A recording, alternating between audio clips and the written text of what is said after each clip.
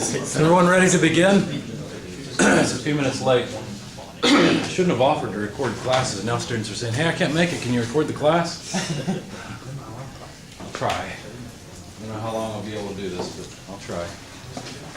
Last time we were talking about properties and how properties are independent of all but, say, one or two things. So if we have a saturated mixture, only one property can be set. Then everything else is fixed.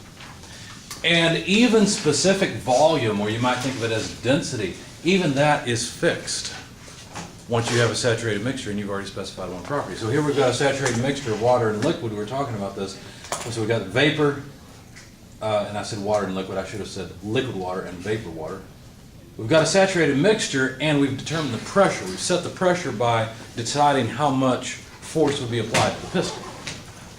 And since we've specified one variable, everything else has to be set. And that's why you can actually go to the steam tables in the back of your book, look up a pressure or look up a temperature, and get the other variables, including pressure or temperature, whichever one's missing. Because by its nature, water only boils at one temperature given a pressure, and it only boils at one pressure given a temperature.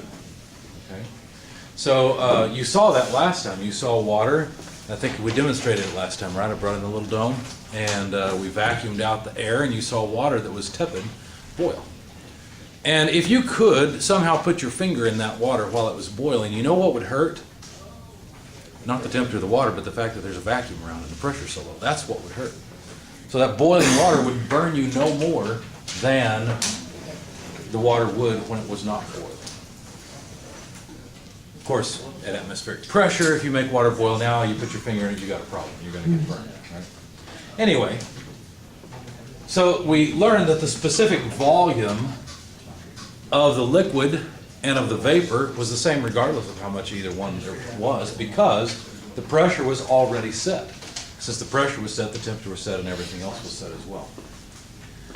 All right, so then we found out, well, but there seems to be something kind of strange here, because the average specific volume does depend on how much vapor there is versus how much liquid there is, or how much versus the total. So the average specific volume does vary. And so I showed you something called quality. Quality was just a percentage. It's what percentage of the mass is in the gas phase versus the total mass in the system under study. And notice that number could be between 0 and 1. I purposely did not start the slideshow because I didn't want PowerPoint to crash. Let's see if it'll accept my animations now. I didn't go through this slide because I wanted to spend a little bit of time on it.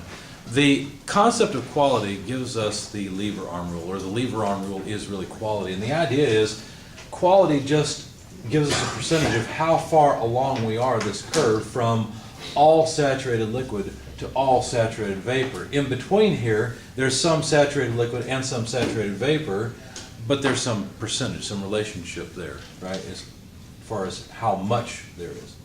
So quality is simply this length, the average specific volume, less the specific volume of liquid, divided by this length, the difference between the specific volume of saturated vapor and saturated liquid. Now, if we think about this another way, if you don't understand that, think about it this way. The total volume in the system, let's call V sub T. The volume of all the liquid, let's call Vf, and the volume of all the vapor, let's call Vg. So the total volume is just the sum of the volume taken up by the vapor and the liquid. Well, that makes sense. Now, if we write it in a per unit mass or on a per unit mass basis, then we can say the total mass in the system multiplied by the average specific volume. What is that? That's just the total volume.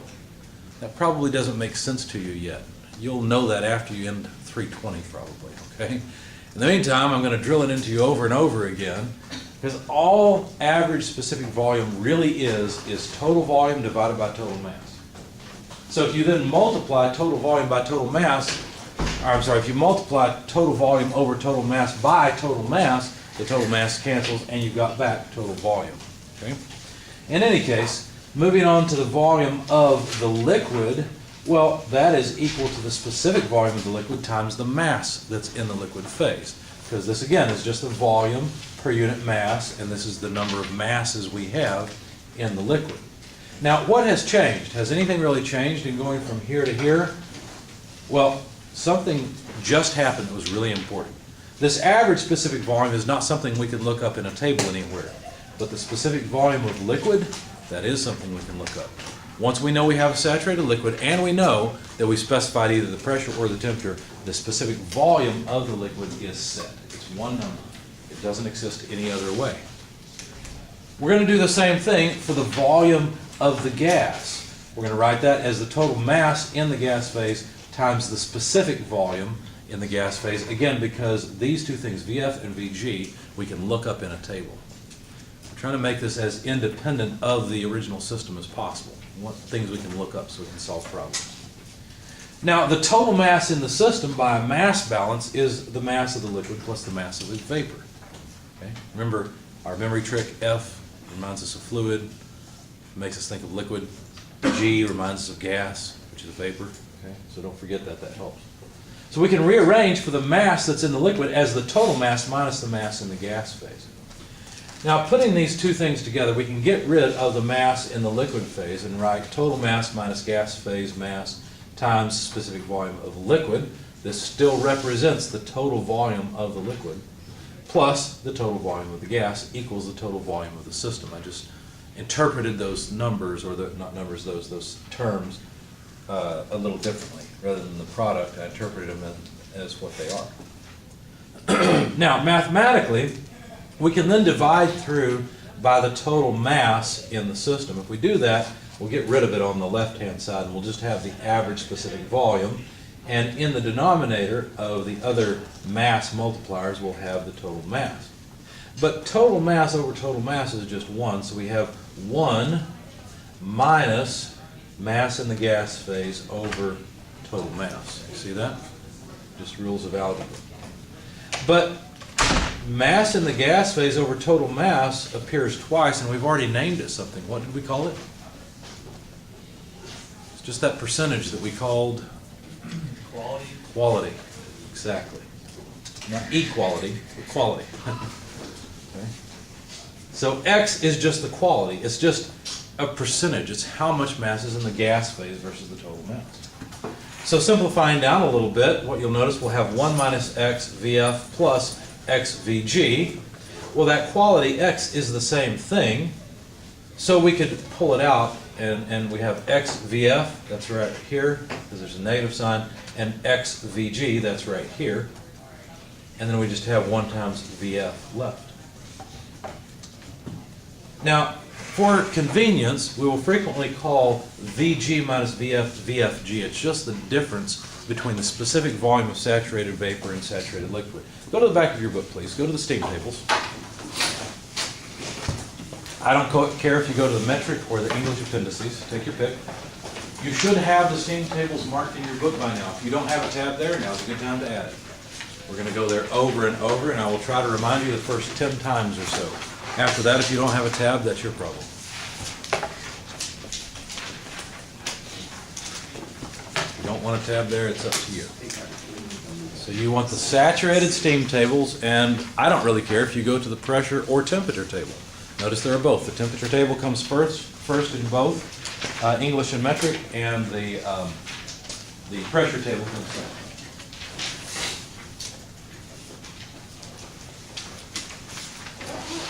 Now, do you notice that there are several properties across the columns, right? And we don't want the superheated tables, we want the saturated tables. Do you notice also that the first property is volume? You got VF and VG. I don't remember, do they have VFG in there? They don't? Okay. Well, what about HF and HG? They have HFG between the two, don't they? Mm-hmm. Well, HFG is just a short way of saying the difference between HG and HF. Grab your calculator, choose any row you like, take the difference between HG and HF, and see if it comes out to HFG. Let's check and see if they did their math right. That's what it's supposed to be.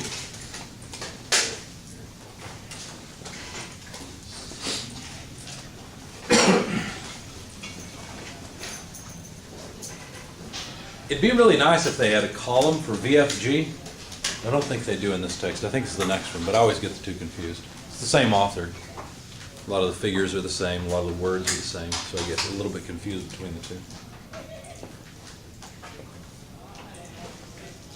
Has anyone calculated the difference? Come out okay? If you do that with any a other... bit of a rounding error, but it's pretty close. Okay. If you do the same thing with SG and SF, you'll find SFG.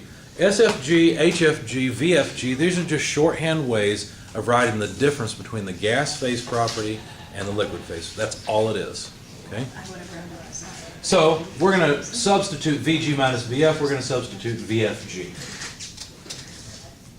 Now, this is true for specific volume, and we can write it this way. The average specific volume is equal to the specific volume of the liquid plus the quality times the difference between the specific volume of saturated vapor and saturated liquid. But we can also rearrange it and solve for quality. Quality equals the average specific volume minus VF over VFG. And notice we're back where we started. V average minus VF over VFG. So now we actually derived this instead of just stating it.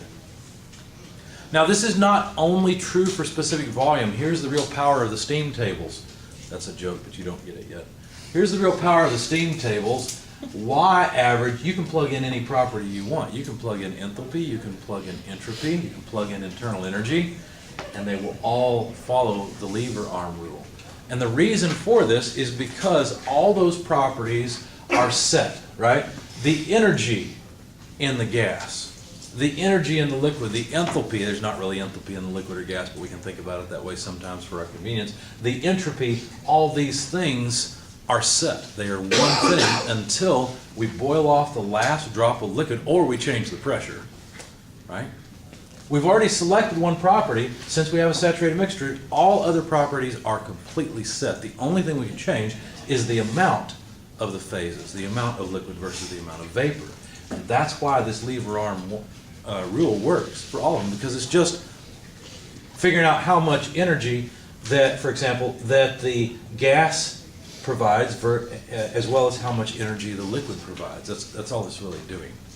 Okay? So what I want you to do, choose a place in your book, probably at the end of this chapter, and maybe back where the conversion factors are located. Or is it in the front of this book? They're in the front of this book, I forgot. And I would suggest that you write these two equations because you're going to need them. The average property, and we're using Y to represent any property, the average property is YF plus XYFG. Or, a non-independent equation, the same equation rearranged, is quality equals the average property minus the liquid property over the difference between the vapor and liquid property. I tried to say both things a little bit different ways so that you understand it, hopefully one way or the other. Now this is really confusing to students at first. That's okay. We'll say it several more times. Yes? Which equations? I would suggest you write these two down. And note where Y is any specific property, VUHS.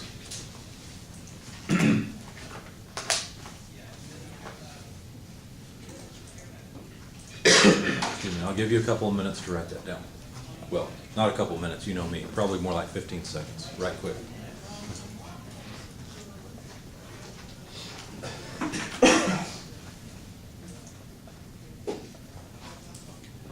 We're going to use these quite a bit. Now, it's always handy to bring your book, and most of the things I have you add, I will have you add at the end of the chapter, but this one's so important, I'm having you put it in your notes or in front of your book or somewhere where you can find it easily.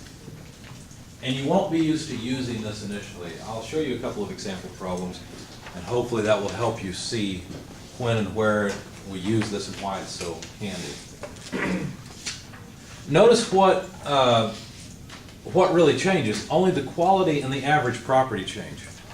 If we know the saturated state, we know which line to look at on the saturated tables, then VF, VFG, those are set, they're done. We just go look them up.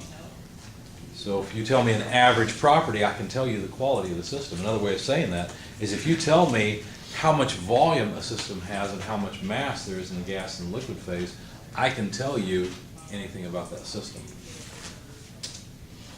All right, we already calculated the mass of air in a room. Remember, the ideal gas law is only useful for gases, not for liquids. How much mass did we find in this room? 800. Almost 800 pounds of air. Pretty impressive. But our ideal gas is really ideal. For example, do you think that steam would behave as an ideal gas? What about ethane or methane? Do all of these things actually behave as an ideal gas? Well, this is a TV diagram for water. we're not trying to use the ideal gas law in this range. Why not? What is this? This is the vapor dome. What's under the vapor dome? A mixture of liquid and vapor, so the ideal gas law won't work over here, and it also won't work over here where there's liquid, but it might work okay over here in the superheated region where the water is behaving as an ideal gas, or at least we hope. In fact, what's happened here is the percent error in treating water as an ideal gas has been calculated for multiple temperatures versus volumes. And you see the percent error. The percent error, by the way, is actual number, so what you'd measure minus what's computed from the ideal gas law, divided by the actual, of course you take the absolute value of the result, so you always have positive percent errors. But look at this, 0% error at 100 degrees Celsius and a specific volume over 10. 0% error in much of this region. In fact, this line is the line that represents 1% error. Okay, that's what that line is. That's the 1% error line. Yeah, I'm not sure that's perfectly linear, but it looks pretty straight. So what's interesting is that even water vapor, which is a polar molecule, can be treated as an ideal gas. In other words, it obeys this pretty darn closely. It's not bad. In fact, we could actually calculate the percent error because look, now I don't do this on one of the videos, so I'm going to swing the camera over to the board and we're going to work on this. Let's see, I guess I got to figure out where the camera begins and ends. So if I can go to right about there and way over, wow, that's pretty far here, but there's no way anybody could read it. So I'll stay over here. Why don't we check this out? Why don't we see if this will work? I've already sent you to the superheated tables, right? Or I mean the saturated tables. The superheated tables follow the saturated tables. So go to the back of your book, find the saturated tables. You've got a tab in there now, right? And then just beyond the saturated tables are the superheated tables. What you'll find is that to locate a particular point in these tables, you need two pieces of information because now we've got water vapor that is a simple compressible system, and you need two independent intensive properties in order to look up everything else. So do you see the superheated tables? Notice it's arranged by pressure, and then the rows are temperatures. Do you see that? Everybody found it? Okay, we have to agree what we're going to go to, so let's go to, I don't know, what did we do last? Metric or English? Probably English because we were calculating the error in this room. So let's go to the metric tables. So metric superheated tables. And let's choose a point where the temperature is relatively low. Not that it matters too much. It looks like we can go up to 600 Celsius and still be okay. But we want to find a place where the specific volume is relatively high. Somewhere between 10 and 100, let's say. Give me a point there. So, we don't have pressure. Unfortunately, it is organized by pressure. Well, we have lines of constant pressure here. Sorry to the camera, we're back on the slides looking at them. What about if we go to 10 kilopascals? Because look, we've got a nice line here with 0% error. Let's just check this and see if it's right.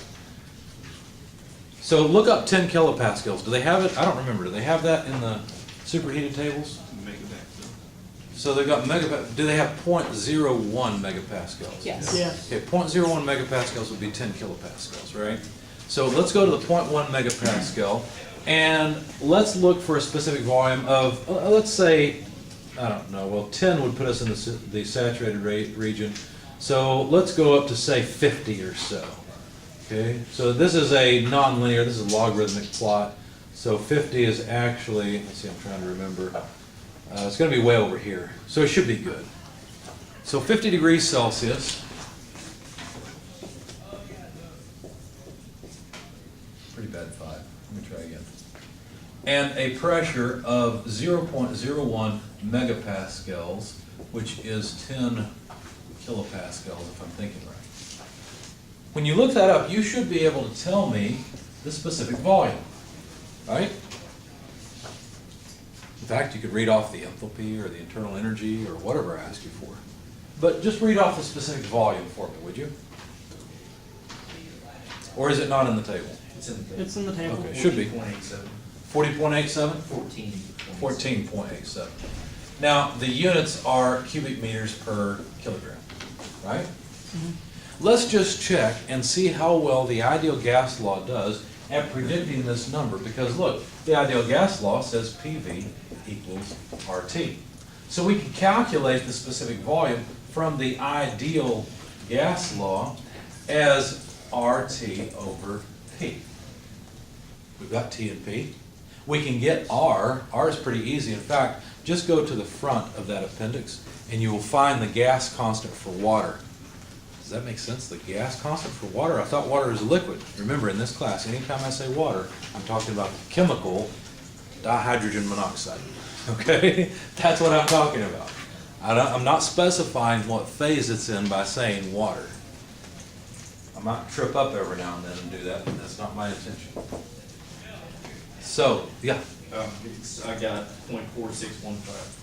0.4615, and that would be kilojoules per kilogram per Kelvin, right? So there's the gas constant for water. The temperature is 50 degrees Celsius. The pressure is 10 kilopascals. Somebody's going to call me on this? It needs to be converted. It needs to be converted, doesn't it? I can't plug in a relative temperature here. That won't work. About half of you will try. Well, maybe a quarter of you. This is a good class. One or two of you will try on the exam. Okay, plug in. Don't do it. Just add 273, and now we'll have Kelvin. There's a big hint right here that you need to use Kelvin. Right? So Kelvin goes away, but what do we do with these kilopascals and kilojoules per kilogram? Look in the front of your book for a conversion factor under the energy area that will get us from kilojoules to kilopascals and something else. Do you see it? You want the energy area, energy of power, energy.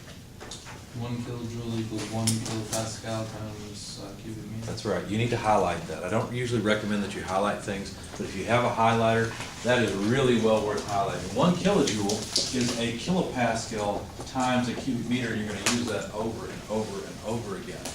Until you have it memorized, I highly recommend highlighting that conversion factor, or even write it somewhere else in your notes or your front of your book.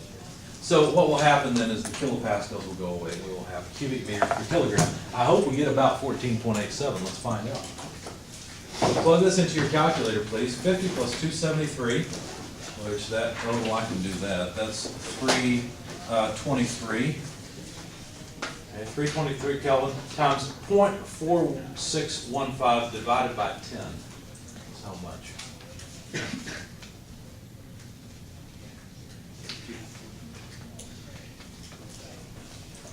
14.9. 14.9.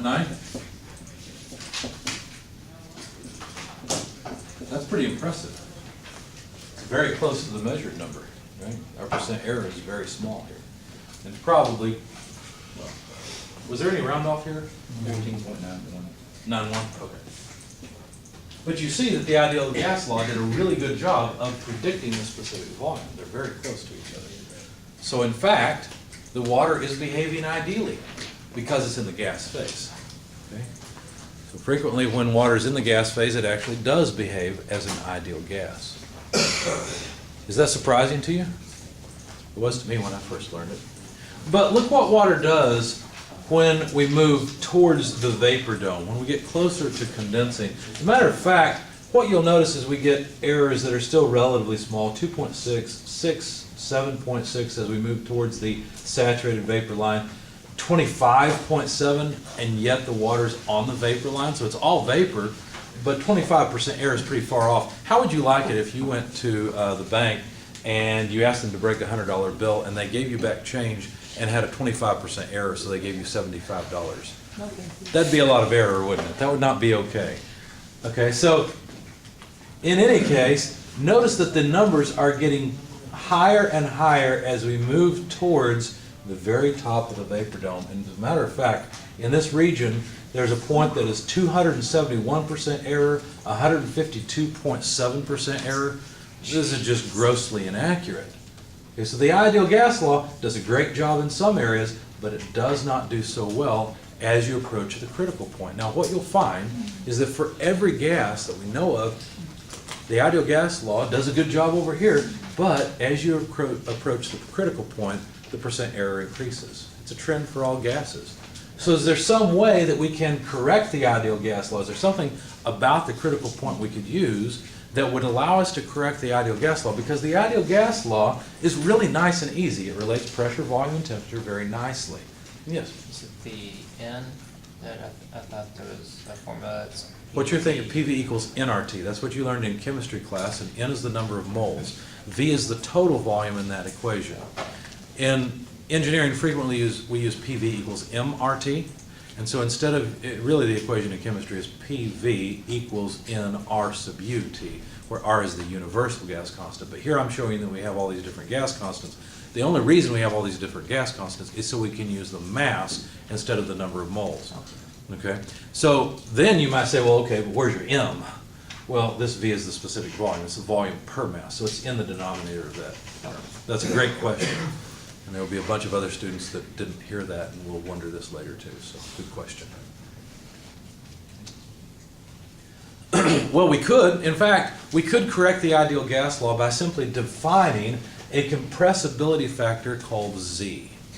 So Z is the compressibility factor, and we define it as PV over RT. Now these are the actual pressures, volumes, and temperatures. Now you might look at this and say, well, wait a second, isn't Z always 1? No, Z is not always 1, because if I put in the actual pressure, specific volume, and temperature around the critical point, I will not get 1 because PV is not equal to RT. Does that make sense? But if I could somehow figure out what Z is, I could use it to correct the ideal gas law, which would be really nice. As a matter of fact, ideal gases have Z equal to 1. Real gases can have a compressibility factor more than or less than 1. Okay? What you'll notice is that as pressure decreases, real gases begin to behave more ideally, and as temperature increases, real gases tend to behave more ideally. Does anyone know what ideal gas behavior actually means, besides that it follows PV equals RT? There are two things that ideal gas behavior is determined by. Number one is that the molecules do not take up any space. Now, in the real world, molecules do take up space, but if we're talking about a gas, the molecules are separated by long distances on the atomic scale, right? And so, since they're separated so far from each other, there's a lot of space between them, and you can neglect the volume actually occupied by the molecules. Okay? So that's one of the assumptions behind ideal gas behavior. The other basic assumption behind ideal gas behavior is that those molecules, since they're so dilute, do not bounce off of each other. Or in other words, they don't interact, they don't attract each other in any way, shape, or form. No gravity between them. Although in the real world, of course, all mass attracts all other mass, and so all those molecules do attract each other. But those are the two assumptions that make a gas behave ideally. So as real gases' pressure goes down or temperature goes up, those gases begin to behave more and more ideally. All right? Well, it turns out that you can actually measure the magnitude of Z, the compressibility factor, by simply taking a gas and seeing how far out from ideal it is. So you set its pressure and temperature, measure its specific volume, and then you can calculate Z, right? All you do is plug it in. You know the gas constant for the gas, so you just plug it in, and you can plot how far away from ideal it is. Let me explain what this chart is. This chart consists of an x-axis that is the so-called reduced pressure, and a y-axis that is what we're calling the compressibility factor. These lines here are lines of constant reduced temperature. Now, what is reduced temperature and reduced pressure? It's simply the actual pressure divided by the critical pressure, that's the reduced pressure, or the actual temperature divided by the critical temperature, and that's the reduced temperature. So, depending on what gas you're talking about, there will be a different critical pressure and temperature. As a matter of fact, the critical pressures and temperatures are listed in your appendix. Go back to where you found the gas constant for water. The very first page of the appendix. And what you'll see is that the critical point properties, the critical pressure and critical temperatures of many gases are listed there. So you can look them up. In fact, if I said you've got hexane at a certain pressure and temperature, I don't know, is hexane on that chart? Yeah. Oh, great, perfect, I made a good guess. There's quite a few there. It's actually pretty easy to guess. If I told you there's hexane at a particular pressure and temperature, you could calculate the reduced temperature and pressure, couldn't you? In fact, let's do that just for fun. I mentioned it. Why not? Let's do it. I'll swing the camera back over and we'll make this interesting. At least I think it's interesting. We don't need this anymore. This was our last problem. You know what? We've got a temperature and pressure right here. Let's just use them. Why not? Why write it again when we don't have to? So the reduced